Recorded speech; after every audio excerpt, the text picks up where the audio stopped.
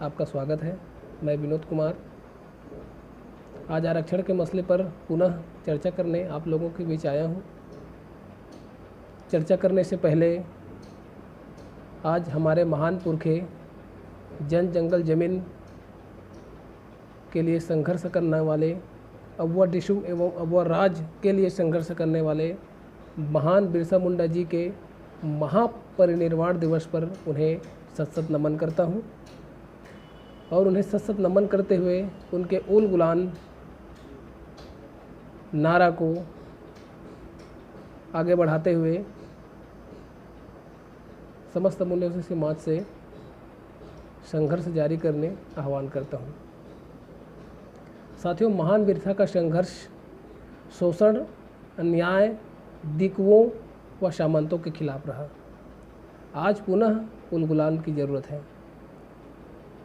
मैं वर्तमान छत्तीसगढ़ में असंवैधानिक पदोन्नति, SC/ST के हिस्से वाली पदों को अनरिजर्व भरने के खिलाफ आप सभी को उलगुलान के लिए आह्वान करता हूं। हम पदोन्नति में आरक्षण के समर्थन में उलगुलान करते हैं। हम SC/ST एवं OBC वर्गों को मिले संवैधानिक अधिकारों के समर्थन में उलगुलान करते हैं। हम संपूर्ण पदों को अनारक्षित में भरकर SC/ST वर्गों के लिए आगामी समय के सारे रास्ते बंद करने चल रहे षड्यंत्रों के खिलाफ उलगुलान का आह्वान करते हैं। साथियों, आप सभी को पता है और मैंने पिछले वीडियो में भी पदोन्नति में आरक्षण के संबंध में वीडियो बनाई थी। आज मैं पुनः कुछ बातों को और आप लोगों के सामने रखूँगा। पिछले सप्ताह में लगभग 10 से 12 पदोन्नति सूची जारी हुई। साथियों, उस सूची का आप अध्ययन करेंगे तो पुनः SC/ST वर्ग को कमतर पाएंगे। अभी वन विभाग में सूची निकली है लगभग 4 से 5 दिन पहले। उसमें 17 पोस्ट में केवल एक जनजाति वर्ग से रहे हैं, बाकी सब गैर SC/ST वर्ग के थे। साथियों, मैं आप लोगों को बार बार अपील कर रहा हूं कि यदि पदोन्नति में रिजर्वेशन 6 महीने या साल भर बाद लागू हो जाती है तो फिर SC/ST वर्गों को पदोन्नत करने के लिए कहां से पद सृजित होंगे। ये बहुत ही चिंतनीय विषय है। साथीगण, हमारे पास बात पहुंचाने का सोशल मीडिया सशक्त माध्यम है। आप लोग ज़्यादा से ज़्यादा सोशल मीडिया का उपयोग अपने हक एवं अधिकार के समर्थन में करें। साथियों, आज आप सभी के हाथ में स्मार्टफोन है, चाहे वो व्यक्ति पढ़ा लिखा हो या व्यक्ति पढ़ा लिखा नहीं हो, शासकीय सेवक हो या बेरोजगार हो। हम दिन भर सोशल मीडिया को देखते रहते हैं। जब भी हमको खाली समय मिलता है बिल्कुल एक नज़र सोशल मीडिया को ज़रूर देखते हैं। सोशल मीडिया के विभिन्न tools, Facebook, Twitter, mail, Instagram, Telegram, ये आज के समय में ट्रेंड कर रहा है, जिसमें फेसबुक और ट्विटर अपनी बात पहुंचाने का सशक्त माध्यम है। साथियों, हम SC/ST OBC वर्ग अपने विभिन्न मुद्दों को लेकर ट्विटर ट्रेंड करा रहे हैं। साथियों, हम किसी सरकार के विरुद्ध नहीं हैं, हम उन नीतियों के विरुद्ध हैं जो हमारे गले काटने के लिए उपयोग किए जा रहे हैं। साथियों, काफ़ी संघर्षों से हमें संवैधानिक अधिकार मिला है।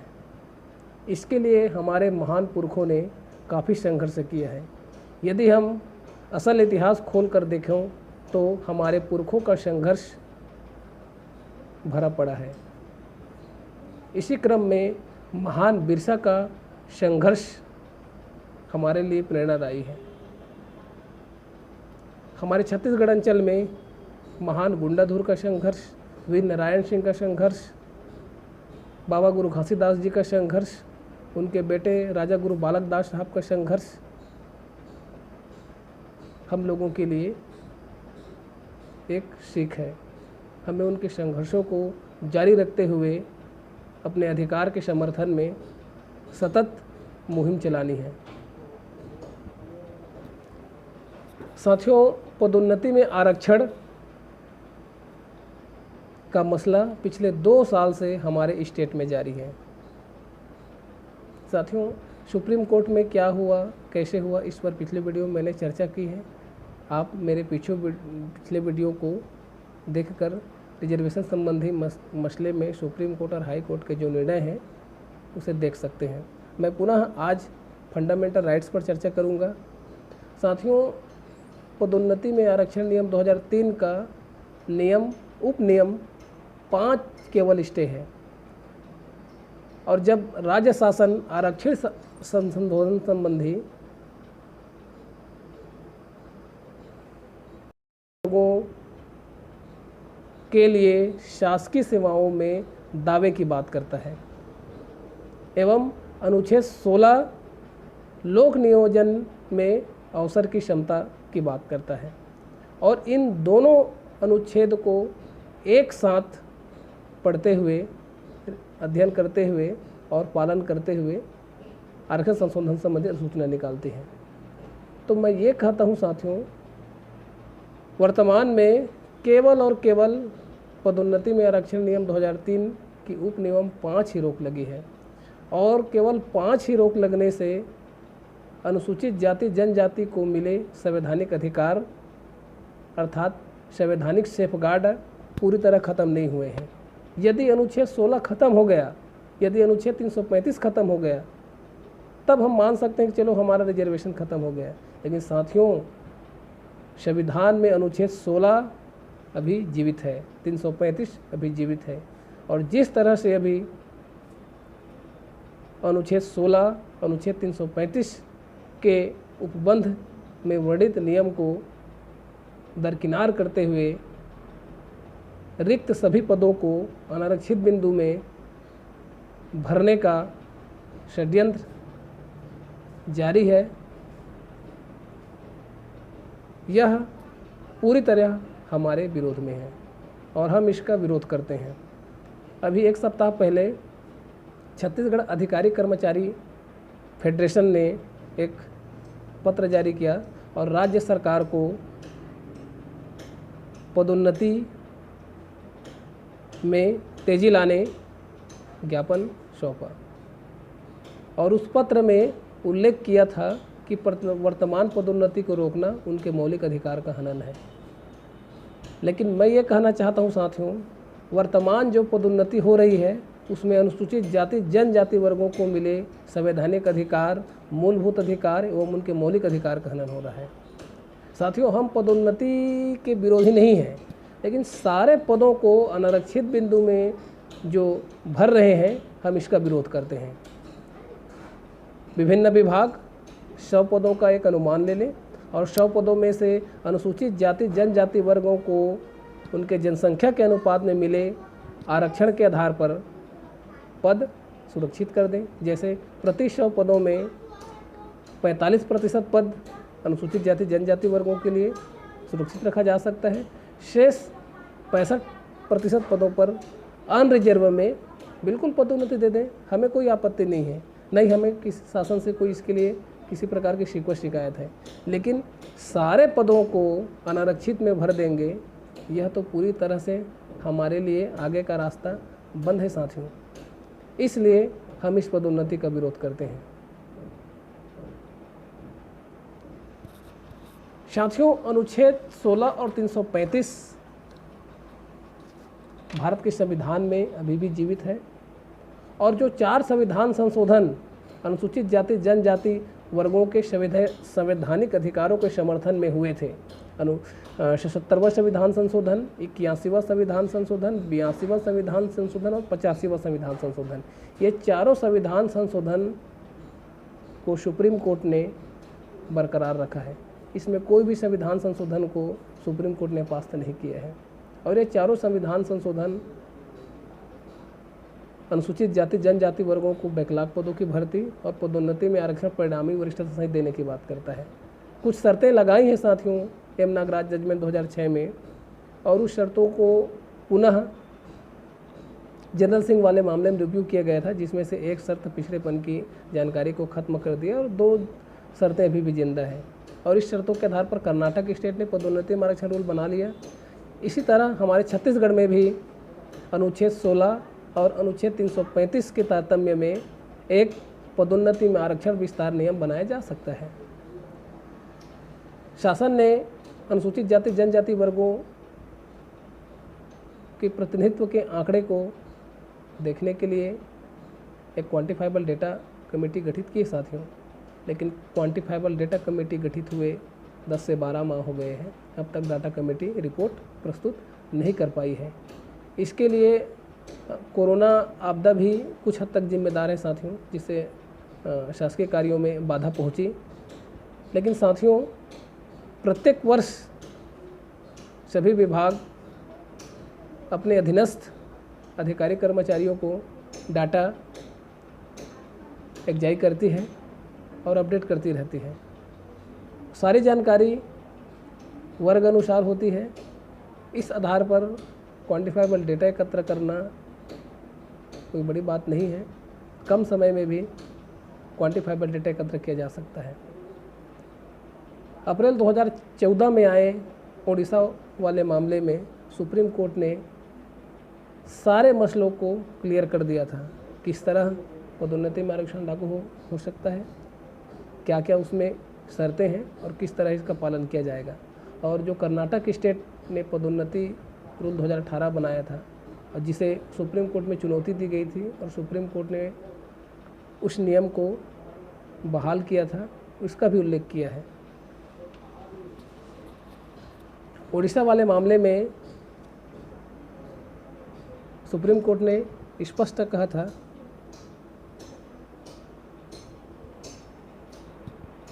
संविधान संशोधन 85वां एवं अनुच्छेद 16(4)(a) के मुताबिक अगर राज्य सरकार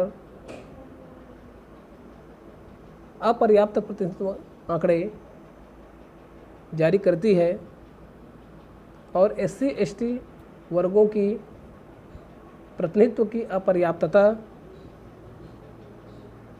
जांच कर लेती है, तो वह पदोन्नति में आरक्षण परिणामी वरिष्ठता सहित प्रदान कर सकता है।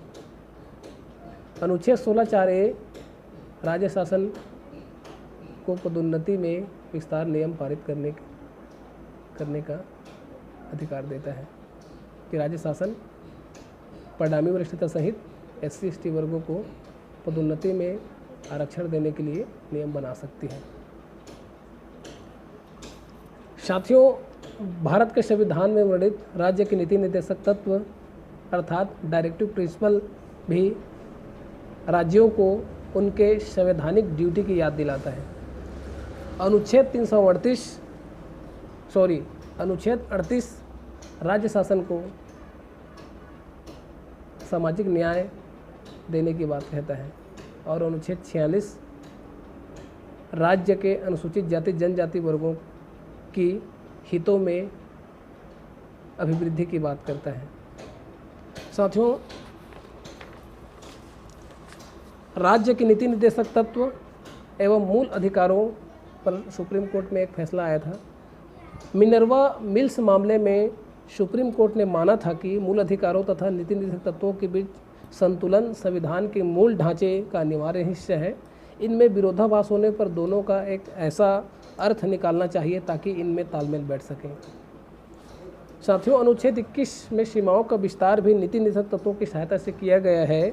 इसलिए संविधान की प्रस्तावना अनुच्छेद 13, 14, 16, 38, 2 तथा 46 को एक साथ पढ़ने और समझने से स्पष्ट है कि राज्य लोक सेवाओं में सामाजिक प्रतिनिधित्व का संतुलन कायम करने के लिए बाध्य है। यदि विभाग इस पर लेट लतीफ़ी करता है तो यह घोर लापरवाही है। साथियों आज मैं इस वीडियो के माध्यम से आप लोगों को बताना चाहूँगा हमारे पास सोशल मीडिया एक अच्छा टूल्स है और हम अपनी बात मातहत अधिकारियों या स्टेट के मुखिया तक पहुंचा सकते हैं। साथियों, आप सभी गूगल प्ले स्टोर से ट्विटर डाउनलोड कीजिए और एक अपना ट्विटर अकाउंट बनाइए, और जैसे ही ट्विटर अकाउंट बनता है आप सब के सब हैशटैग के साथ reservation in promotion CG trending कराएं।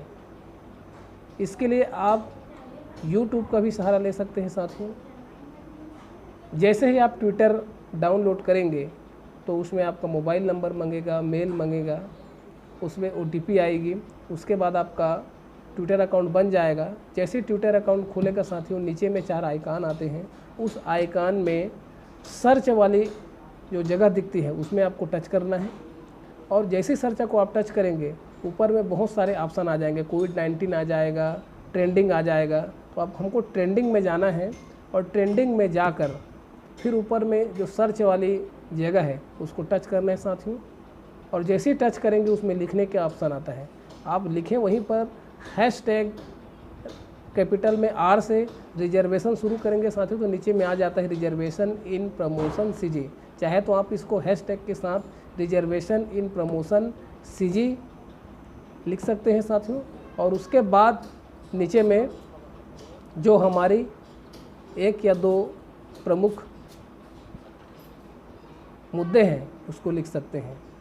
उसमें ये कह सकते हैं, राज्य शासन असंवैधानिक पदोन्नति अविलंब बंद करें। राज्य शासन से अपील की जाती है कि क्वांटिफाइबल डेटा कमेटी की रिपोर्ट अविलंब प्रस्तुत करें। SC/ST वर्गों के हिस्से में आने वाले पदों को सुरक्षित करते हुए शेष बचे पदों को अनारक्षित बिंदु में भर्ती करें। ये हमारे मुद्दे हैं साथियों।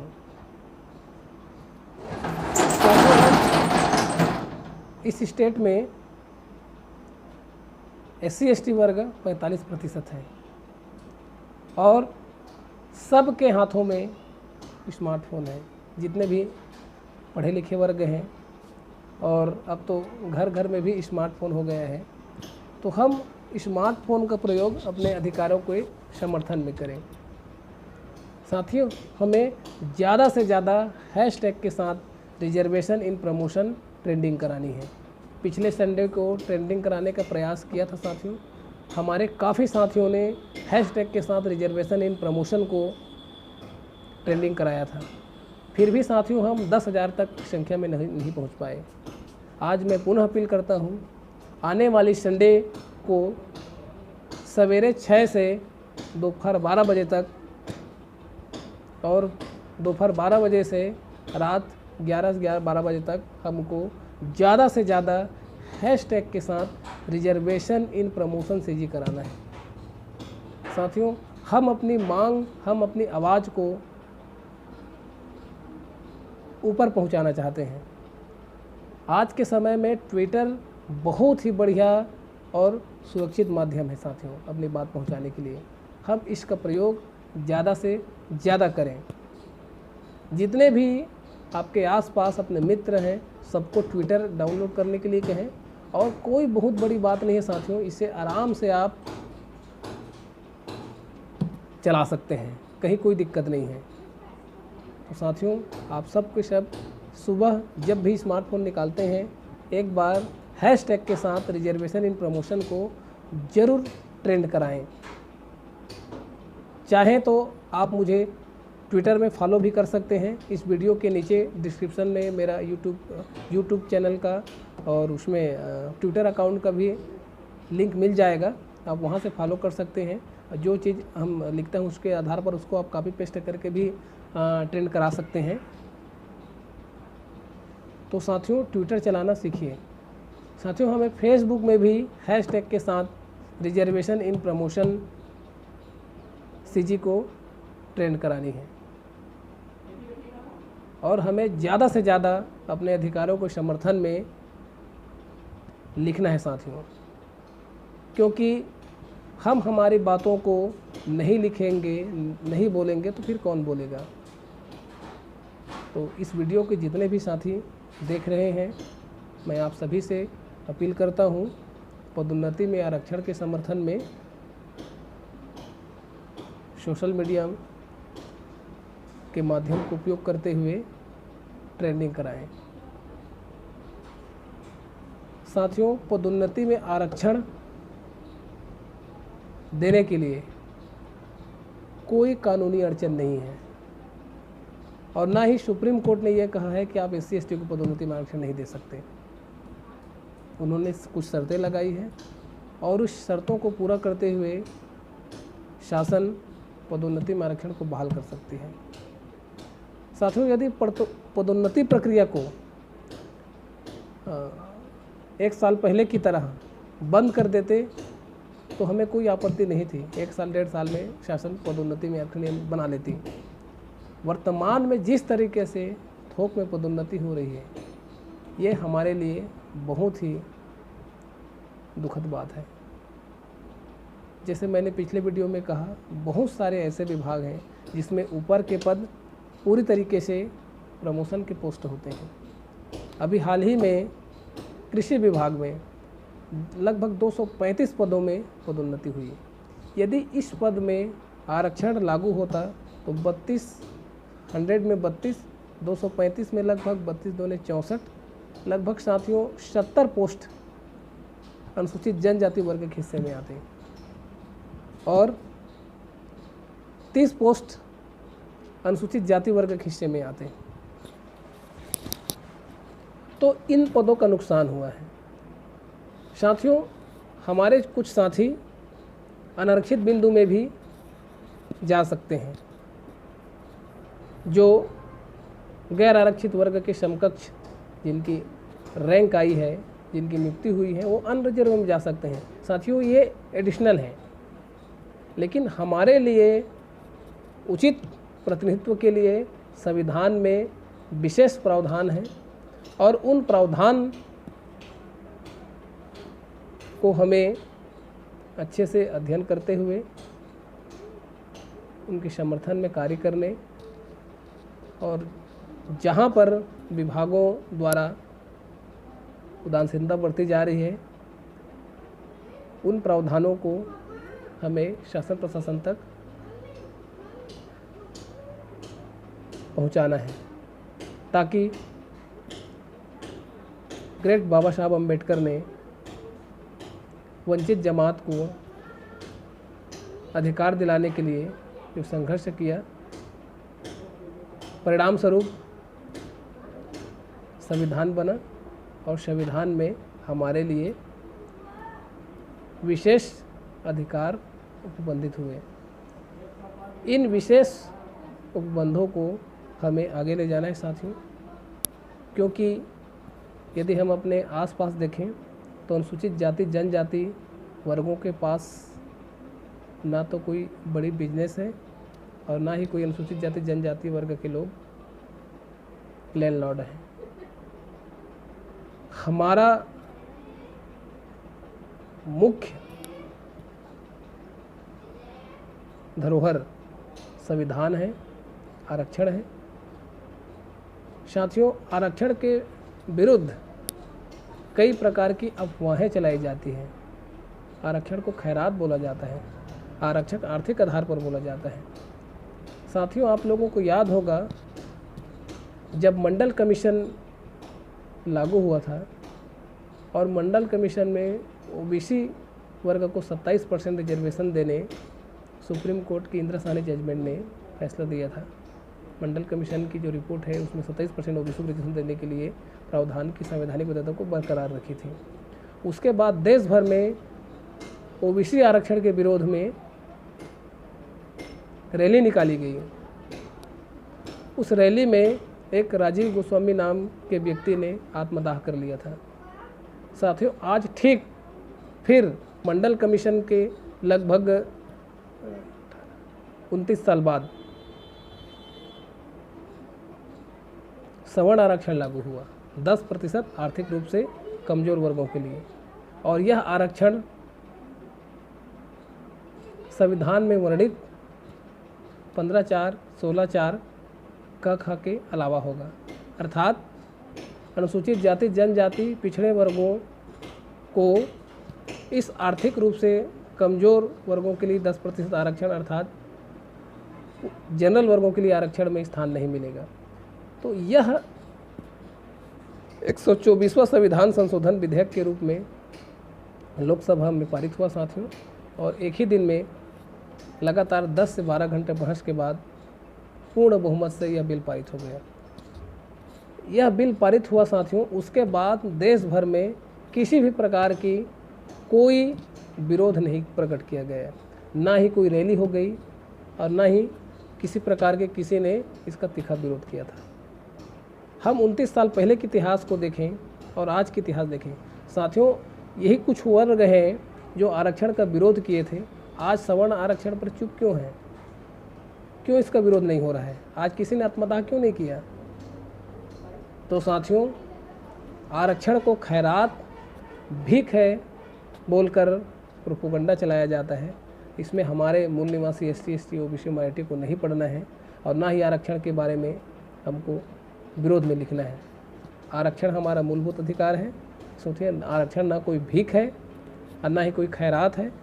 यह काफ़ी संघर्षों से हमें मिला है, यूं ही हमें आरक्षण नहीं मिला है। साथियों, आरक्षण तो एक शब्द है, बल्कि यह आरक्षण नहीं, प्रतिनिधित्व का अधिकार है, राइट ऑफ रिप्रेजेंटेशन है, प्रतिनिधित्व का अधिकार है। जिसकी जितनी संख्या भारी उसकी उतनी हिस्सेदारी। हमारे महान पुरखों ने जिसकी जितनी संख्या भारी उसकी उतनी हिस्सेदारी के लिए जीवन भर संघर्ष किए। बाबा गुरु घासीदास का आंदोलन गवाह है। बाबा गुरु घासीदास ने मनखे एक समान का आंदोलन चलाया था, जिससे शोषित एवं वंचित जमात के लोग बाबा गुरु घासीदास के आंदोलन से जुड़े। राजा गुरु बारक दास ने शौर्य और सम्मान के लिए संघर्ष किया था। वीर नारायण सिंह ने भी सम्मान के साथ जीने के लिए संघर्ष किया। महान गुंडाधुर ने जन जंगल जमीन की रक्षा के लिए एवं सामंतों के विरुद्ध आंदोलन चलाया। साथियों, इतिहास भरा पड़ा है। यदि हम असल इतिहास को देखें तो पाएंगे कि हमारे मूल निवासी नायकों ने जिसकी जितनी संख्या भारी उसकी इतनी हिस्सेदारी और समता की बात की, और यही समता, समानता, स्वतंत्रता, बंधुत्व बाबा साहब के लिए भी प्रमुख रहा। और मौका मिलने पर बाबा साहब अम्बेडकर ने संविधान लिखकर समस्त मूल निवासी समाज को